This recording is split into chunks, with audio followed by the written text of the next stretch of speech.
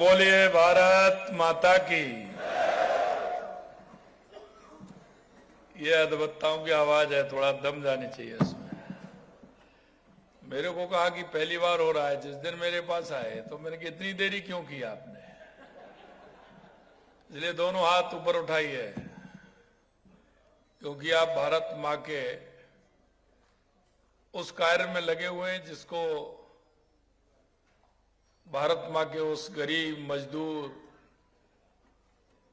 आपसे जो इच्छा और अपेक्षा करता है ऐसे लोगों की, इसलिए जोर से बोलेंगे भारत माता की, भारत माता की, भारत माता की। आज के इस राज्य स्तरीय विधिक कार्यशाला में मंचासीन कैबिनेट में मेरे साथी संसदीय कार्य एवं विधि मंत्री भाई जोगाराम पटेल जी, आपके अपने ही महाधिवक्ता राजस्थान श्री राजेंद्र प्रसाद जी, मुख्य सचिव राजस्थान सरकार श्री बी श्रीनिवास जी, महानिदेशक पुलिस राजस्थान श्री राजीव कुमार शर्मा जी, इसमें आए आदरणीय हमारे न्यायमूर्ति, समस्त अतिथिगण, लोक अभियोजकगण, अधिवक्तागण, सभी मेरे भाई और बहनों, सबसे पहले तो मैं आप सभी का, क्योंकि अब राजस्थान की राजधानी जयपुर में पधारे हैं, इसलिए मेरा दायित्व बनता है कि आप सभी का मैं स्वागत करता हूं, अभिनंदन करता हूं, आप सभी का वंदन करता हूं।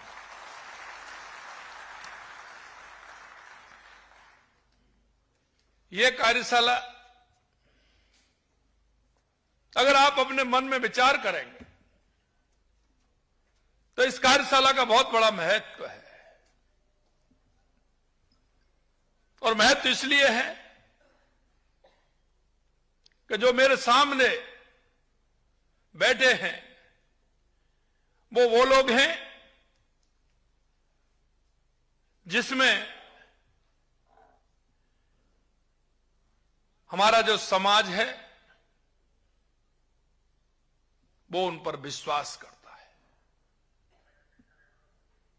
विश्वास के साथ साथ वो आपका अनुसरण भी करता है। आप जो कहते हैं वो उनके लिए एक सही वाक्य में मैं अगर कहूं तो उनके जीवन का एक आधार बन जाता है, क्योंकि आप जो कहते हैं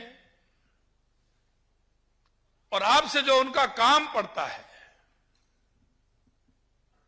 उसके बारे में उनके मन में जो जिज्ञासा होती है उस जिज्ञासाओं का समाधान करते हो। मेरे भाइयों, लोक अभियोजक एवं विशेष लोक अभियोजकों का यह कार्यशाला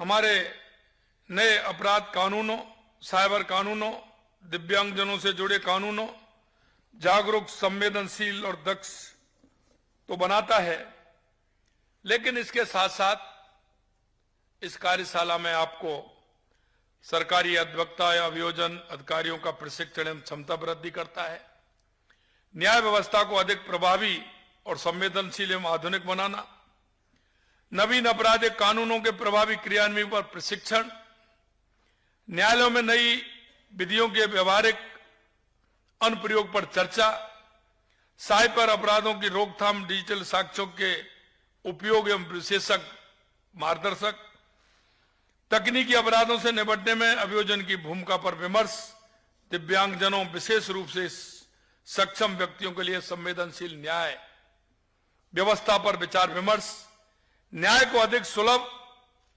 माननीय एवं सहयोगात्मक बनाने पर जोर, विभाग की उपलब्धियों पर कार्यों का प्रस्तुतिकरण, राज्य में अभियोजन तंत्र को सुदृढ़ करने हेतु नई नियुक्तियों का उल्लेख, विभाग में उपलब्धियां भावी योजनाओं पर आधारित लघु फिल्म आपने दिखाई, न्याय प्रणाली को जन्मोन्मुख एवं सुदृढ़ बनाने का संकल्प आपने लिया है। आपकी कार्यशाला में इतना काम आज हुआ है और यह आवश्यक भी है, और आवश्यक इसलिए है कि आप उन व्यक्तियों को सहयोग करते हो, सरकार का सहयोग करते हो, जिसमें सरकार के साथ आम जन की सहभागिता होती है। उनके उस जो न्याय का अवधारणा है उसको आगे बढ़ाते हुए अब सरकार के पक्ष के साथ साथ आम जन की जो इच्छा और अपेक्षा है उसको भी आप पूरा करते हैं। कभी कभी मेरे मन में कई सवाल भी आते हैं। सवाल ये आते हैं कि इधर जनता का आप पर भरोसा है और इधर सरकार का भी आप पर भरोसा है। जब इतना बड़ा दायित्व हमारे ऊपर आता है तो वो हमें सोचने को मजबूर भी करता है कि हमें क्या करना चाहिए, कैसे करना चाहिए। मैं मान सकता हूं कि आपका समय ज्यादा हो सकता है, आपके काम के आधार पर आपके वेतन का आंकलन नहीं किया जा सकता है, क्योंकि आप जन और राष्ट्र दोनों की सेवा करते हैं। राज्य के प्रति जो कर्तव्य भाव होता है उसको भी पूरा करते हैं और आम जन के प्रति जो सहयोगात्मक भाव और न्याय दिलाने की भावना जो होती है उसको भी पूरा करते हैं। इसका कोई, मेरे भाइयों, मूल्य नहीं हो सकता, इसका कोई आधार और कुछ नहीं बन सकता। क्योंकि जब हम देखते हैं, हमें यह भी पता है कि जब आप सरकार का मुकदमा लड़ते हैं, जीत करके आते हैं, तो हो सकता है सामने वाला जो व्यक्ति है उसकी इच्छाएं अपेक्षाएं कुछ और हों, लेकिन आप राज्य के कार्य के लिए हैं, आप राष्ट्र के कार्य के लिए हैं, इसलिए आपको आंकलन भी उसमें उसी दिशा में करना होगा जिससे हमारे राष्ट्र और हमारे प्रदेश का भला हो सके। हमें न्याय व्यवस्था को अधिक प्रभावी बनाने के लिए क्या योगदान दे सकते हैं? साइबर अपराध में डिजिटल लेन देन पर, महिला सुरक्षा तथा नागरिक अधिकारों से जुड़े अनेक विषयों पर कानून और प्रशासन की भूमिका क्या हो? अधिक जिम्मेदार और संवेदनशील बनना क्या आवश्यक नहीं है? यह विचारणीय विषय है और निश्चित रूप से हमें समय मिलने पर इसके बारे में सोचना भी चाहिए। साथियों, हमारे लोक अभियोजक और विशेष लोक अभियोजक न्याय व्यवस्था की एक महत्वपूर्ण कड़ी है। आप केवल आपराधिक मामलों में राज्य का प्रतिनिधित्व नहीं बल्कि सत्य, न्याय और संवैधानिक मूल्यों की भी रक्षा आप करते हैं। राजस्थान सरकार का स्पष्ट संकल्प है कि आमजन को न्याय सहज और सुलभ तरीके से मिले। बदलते कानून और न्याय दृष्टिकोणों के अनुरूप अधिकारियों का निरंतर प्रशिक्षण अत्यंत आवश्यक है। यह आयोजन उस दिशा में एक सार्थक पहल है और माननीय देश के यशस्वी प्रधानमंत्री नरेंद्र मोदी जी कहते हैं कि न्याय त्वरित, पारदर्शी तरीके से पहुंचे, जो लोगों की इच्छा और अपेक्षा होती है। मित्रों, हमारी थोड़ी सी लापरवाही से जो गरीब गांव से चल करके, ढाणी से चल करके किसी गाड़ी में, किसी उसमें बैठ करके जब वो आता है, वापस जाता है, फिर आता है, फिर वापस जाता है, ये भी उसके लिए न्याय संगत नहीं है। क्योंकि उस गरीब की पीड़ा अधिक होती है। जितनी बार आएगा उतना उसका अर्थ भी उसका खर्च होता है। हमें चाहिए कि हम उसकी किस तरह से मदद कर सकते हैं। हम उसको न्याय सुलभ की बात करते हैं, लेकिन सुलभ न्याय हम कैसे करा सकते हैं? क्योंकि गरीब के व्यक्ति का एक दिन का जो वो कोई काम करता है, वो काम भी छूटता है, साथ में उसका अर्थ भी खर्च होता है, आने में जाने में उसको परेशानी भी होती है। तो हमें छोटी छोटी बातों पर अगर हम ध्यान देते हैं तो उसका प्रतिफल नीचे तक जाता है। हमारी न्याय प्रणाली में क्रांतिकारी परिवर्तन किया है। प्रधानमंत्री जी ने डिजिटल इंडिया एवं ई गवर्नेंस के माध्यम से न्याय प्रणाली को आधुनिक बनाने पर बल दिया है। न्यायिक प्रक्रिया को तेज, पारदर्शी एवं प्रभावी बनाया जा रहा है। माननीय प्रधानमंत्री जी ने 3 नए कानूनों के माध्यम से भारतीय न्याय प्रणाली को औपनिवेशिक सोच से मुक्त कर भारतीय बनाने का साहसिक कदम भी उठाया है।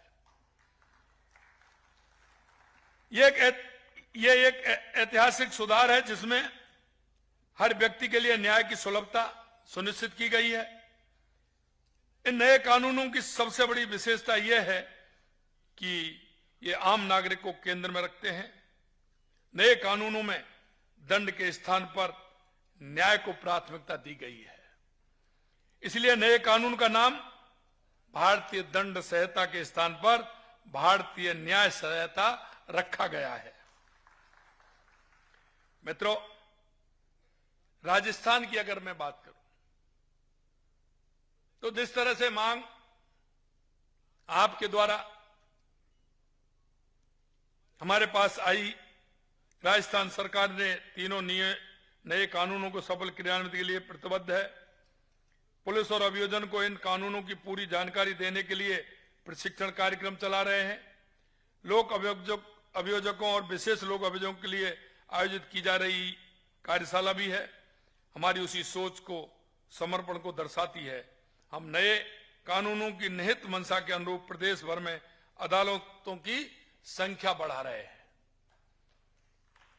हमने 42 न्यायालय स्थापित किए हैं।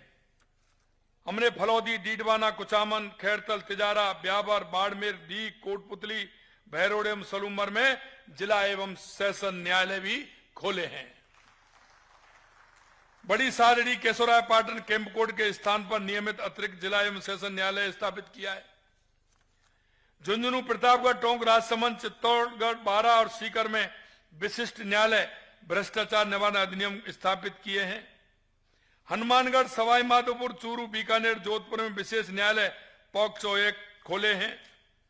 झुंझुनू में विशेष न्यायिक मजिस्ट्रेट NI एक्ट न्यायालय खोला है।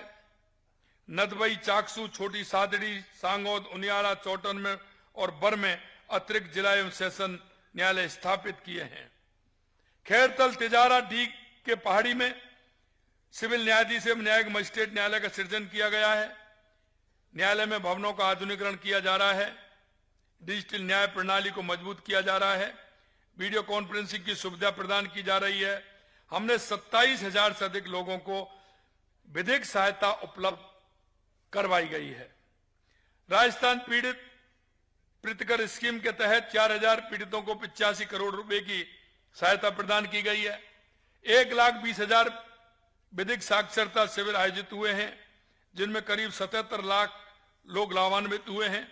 साथियों, जब हमारा दिव्यांग व्यक्तियों को दया का पात्र नहीं बल्कि दिव्यता का प्रतीक समझने लगता है, तभी उनके कल्याण का सच्चा कार्य शुरू होता है। हमें उस ओर भी ध्यान देना चाहिए। माननीय प्रधानमंत्री श्री नरेंद्र मोदी जी ने दिव्यांगजन अधिकार अधिनियम 2016 लाकर दिव्यांगजनों के लिए शिक्षा, समानता, गैर भेदभाव और बाधा मुक्त वातावरण का निर्माण किया है। इसी के साथ साथ हमारा साइबर सुरक्षा, इसमें हमें उतना ही सचेत रहना होगा, क्योंकि आप जानते हैं कि जिस तरह से आज साइबर की स्थिति सभी जगह जो बढ़ रही है, हमारी सरकार प्रदेशवासियों की साइबर सुरक्षा को लेकर के भी अत्यधिक सजग है। हमने साइबर खतरों से बचाव हेतु साइबर सुरक्षा सिमुलेशन लैब की स्थापना की है।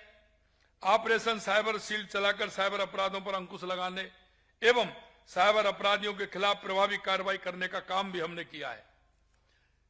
3,500 से अधिक संदिग्ध साइबर अपराधियों को चिन्हित कर 171 प्रकरण दर्ज किए हैं। करीब 10,000 साइबर जागरूकता कार्यक्रम आयोजित किए गए हैं, जिनमें 12 लाख से अधिक लोगों को साइबर सुरक्षा के प्रति जागरूक किया गया है।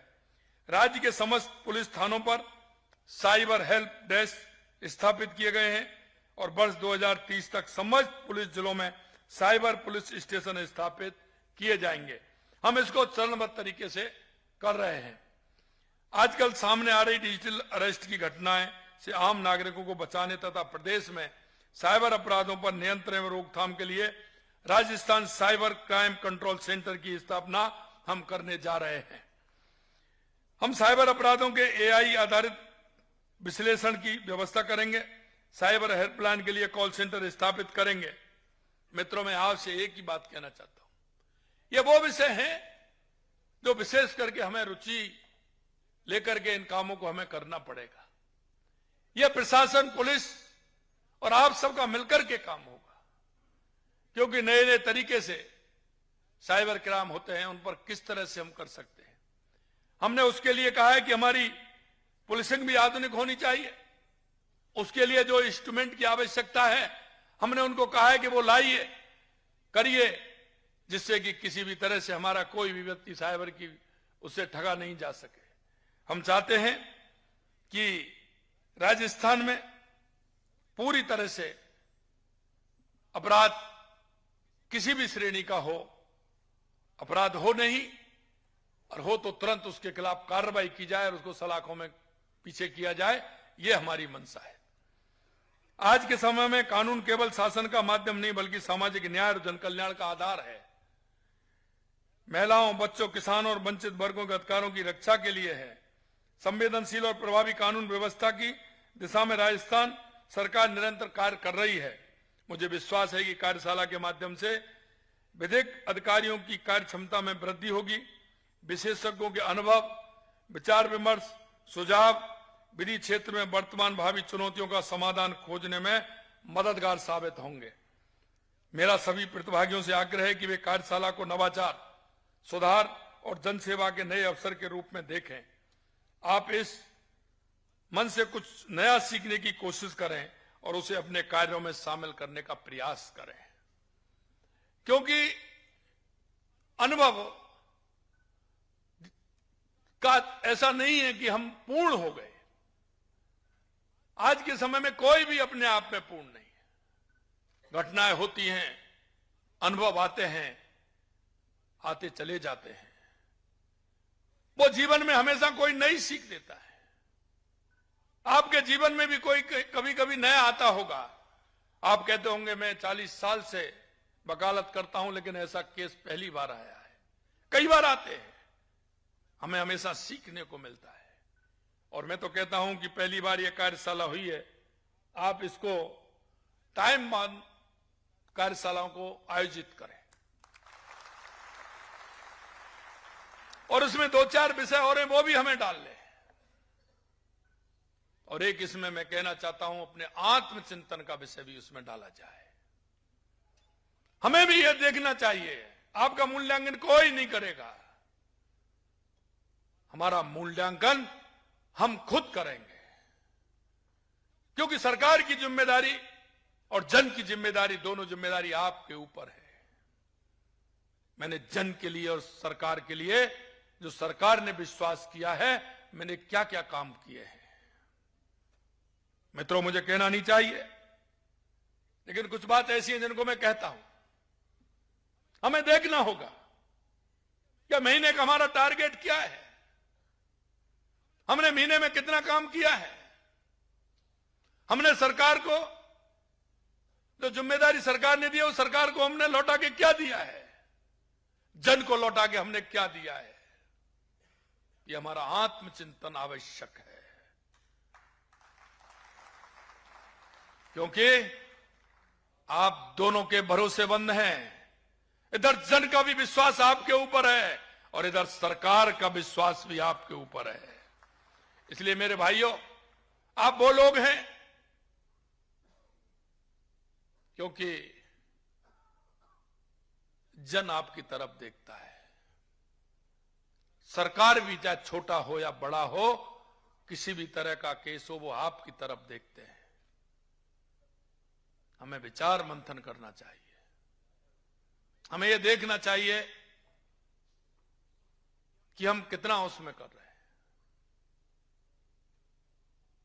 कई में मेरे को मन प्रसन्न होता है, कई बहुत अच्छा काम करते हैं, उनको सरकार के काम की चिंता इतनी रहती है, वो हमेशा कुछ ना कुछ पूछते रहते हैं कि इसमें क्या होना है, पहले से ही तैयार रहते हैं। मेरे मित्रों, क्योंकि सरकार का अगर कोई है तो वो आप हैं।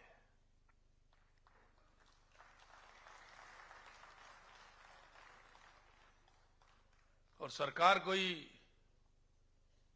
ऐसे ही नहीं, आप सबसे मिलकर के बनती है। सबका काम अलग अलग होता है। हमें काम के बारे में सुनिश्चित करना होगा। हमें यह भी देखना होगा कि हमारे काम की स्थिति क्या है। और जब हम ये देखेंगे तो निश्चित रूप से हमारे मन में कई प्रश्न अपने आप खड़े हो जाएंगे। विश्वास भी होगा। आपको कितना आनंद आता है जब किसी अपराधी को सजा मिलती है और उसके जो परिजन होते हैं वो आपके पास आते हैं, उनके आंखों में जो खुशी होती है तो आपका मन कितना प्रसन्न हो जाता है। अगले दिन जब आता है कि ये केस उस व्यक्ति ने लड़ा था, तो आपके पास बधाई का भी तांता लग जाता है। मैं एक ही बात कहूंगा आपसे कि हमारी सबकी जिम्मेदारी अलग है, उस जिम्मेदारी को निभाएं। और जो सरकार की भी अपेक्षा है, जन की अपेक्षा है, निश्चित रूप से आप अच्छी तरह से पूरा उसको कर रहे हैं। आगे और इसी को पूरा करेंगे, क्योंकि इसका कोई सीमा नहीं है। इसलिए जहां तक आप जितना कर सकते हैं, मुझे विश्वास है आप कर रहे हैं और आगे भी आप करते रहेंगे। आने वाले समय में यह कार्यशाला इसी तरह से होती रहे, आपको उनकी जानकारी भी मिलती रहे, अपना आंकलन भी होता रहे, इस आशा और विश्वास के साथ ही, ताकि हमारे व्यक्ति को सुलभ और त्वरित न्याय के संकल्प को पूरा करने में खरा उतर सकें। यह आप सभी से आशा और विश्वास है। आज एक साथ आप सभी विद्वजनों के दर्शन का लाभ मुझे मिला है। निश्चित रूप से मैं धन्य हुआ हूं कि वैसे तो मैं जब मिलता रहता हूं, लेकिन एक साथ इतने आप सभी वरिष्ठ जनों से मैं नहीं मिला। आज एक साथ सभी से मिला हूं। निश्चित रूप से मैं धन्य हुआ हूं। आप सभी को बहुत बहुत धन्यवाद। जय हिंद, जय भारत, जय राजस्थान। नमस्कार।